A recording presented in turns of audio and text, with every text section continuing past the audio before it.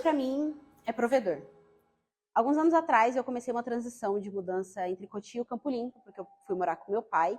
E nesse período de transição, eu estava estudando no Campo Limpo, mas tinha que fazer ainda um curso de inglês aqui em Cotia. E aí, todas as semanas, eu tinha que vir para Cotia, pegar 2 ônibus, pegar um ônibus até o Butantã, e aí depois outro aqui para Cotia, para fazer o meu curso. Acontece que em determinado dia, eu esqueci o bilhete único, e eu sou muito esquecida, e adolescente, né, na escola também, completamente sem noção das responsabilidades. Eu esqueci o bilhete único e meu pai estudava na escola, eu sabia que eu ia ter que falar com ele para pedir dinheiro, mas eu já sabia também que ele ia brigar comigo, porque eu sou esquecida, porque eu não sei onde eu coloco as minhas coisas.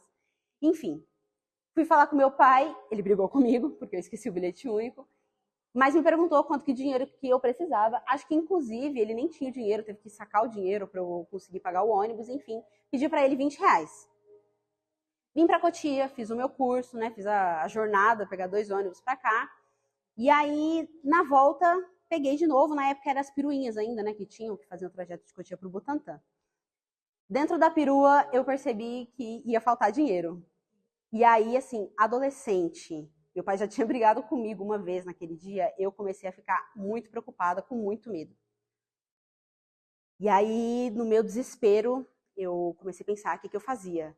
E aí, o meu plano era, eu vou ter que dar golpe em algum ônibus, vou ter que ou sair sem pagar o do Butantã, ou entrar sem pagar no de Campo Limpo. Na pior das hipóteses, é óbvio que eu posso ligar pro meu pai e ele vai vir me buscar.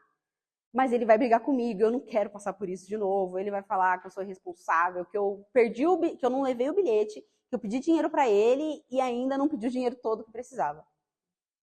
E aí dentro do ônibus eu comecei a fazer uma oração muito frenética para Deus, né? Preocupada, ansiosa e toda hora Deus me ajuda, Deus me ajuda, Deus me ajuda, Deus me ajuda, Deus me ajuda. E em algum momento eu recobrei ali a consciência dentro daquela ansiedade toda que eu tava e mesmo com aquela fé imatura do adolescente, eu falei, eu já orei, eu já pedi para Deus, não vai adiantar eu ficar aqui nessa coisa frenética, ansiosa.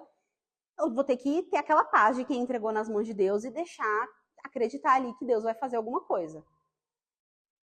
Continuei ali na minha jornada tentando ou fingindo estar calma.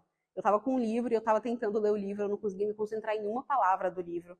E com muita vergonha também, eu sei que eu podia tentar, né, falar ali com o cobrador do ônibus que eu estava sem dinheiro, se ele me dava uma carona. Mas assim, adolescente, com vergonha, preocupada, com medo, enfim. E aí tinha um rapaz dentro do ônibus, africano, e ele começou a puxar a conversa comigo. Eu até tentei conversar com ele também, falar para ele que eu já estive na África, eu sou missionária lá, em Guiné-Bissau, aquela coisa toda. Mas eu não conseguia entender basicamente nada do que ele falava. Ele estava falando em português, mas com um sotaque muito difícil de entender. E eu não conseguia entender nada do que ele falava. Em contrapartida, além disso, eu não sou uma pessoa tão simpática também. Então, um estranho começou a falar comigo do nada dentro do ônibus, eu já fiquei com um pouco um pé atrás. Outra coisa que me deixou com o pé atrás foi uma adolescente, um homem adulto conversando comigo no ônibus. Eu não achei muito seguro, me senti muito insegura, muito preocupada na hora. Então eu dava umas respostas bem secas assim com ele. Ele perguntava meu nome, eu não falava direito. E aí foi nisso. A gente foi trocando algumas palavrinhas dentro do ônibus, foi chegando perto da hora do cobrador pegar o valor da passagem. E aí já me bateu aquela ansiedade de novo, e eu agora, o que eu vou fazer? Não vai ter jeito, vou ter que abrir a minha bolsa e pegar o dinheiro. Pois eu não achava por nada dinheiro dentro da minha bolsa. E uma outra coisa que eu falei que eu ia fazer era colocar o dinheiro certinho no lugar, porque eu também tenho mania de jogar tudo dentro da bolsa e depois eu não sei onde estava. Então, eu tinha colocado o dinheiro em um lugar específico ali, mas na hora que o cobrador foi passando, eu não achava esse dinheiro por nada. E aí comecei a ficar ansiosa de novo, né? Falei, meu Deus, e agora o cobrador vai achar que eu tô de enrolação com ele, de não achar o dinheiro.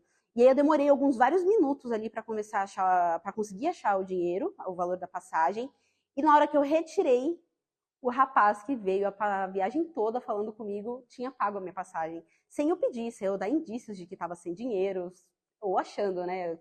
Sem fazer um pedido para qualquer pessoa, sem explicar para o cobrador o que tinha acontecido, esse rapaz já tinha pago o valor da minha passagem. Hoje, quando eu olho para trás, eu penso que foi um momento assim de uma crise muito adolescente, né, na vida, assim, uma preocupação muito trivial perto de tantas outras coisas hoje da vida adulta. Mas para mim, adolescente, naquele momento era uma coisa que era muito importante. Eu estava preocupada com o que meu pai ia falar, com não conseguir chegar em casa, com passar vergonha no ônibus. Mas Deus atendeu aquele meu pedido. E como uma cristã que nasceu, né, num lar cristão, você é alimentado com uma fé que não é sua ainda, né? Você é a fé da sua família, você nasce naquele meio ali e no período de adolescência a gente tem, né, muitas dúvidas. Nossa, será que essa fé da minha família é a minha fé mesmo? Será que eu acredito nessas coisas?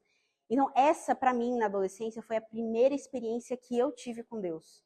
E foi algo muito importante para eu continuar na fé que eu tenho, porque a gente tem a fé dos nossos pais, e meu pai contava de muitos milagres, e de como que a nossa família se converteu, e que hoje a família é um lar cristão, de como que tudo isso aconteceu.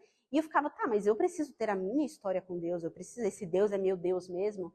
E naquele momento, né, naquela coisa ali, nos R$ 5 que eu precisava para pagar a passagem, o Senhor proveu para uma adolescente insegura, que muitas vezes de crise da adolescência se perguntava se Deus realmente existia. E ele existe. E por causa desse amor que ele teve comigo, eu decidi servir a ele. Aqui em Cotia, no Brasil, nos confins da terra, em Guiné-Bissau, enfim, aonde Deus me levar. Eu decidi ser morada de Deus. E você?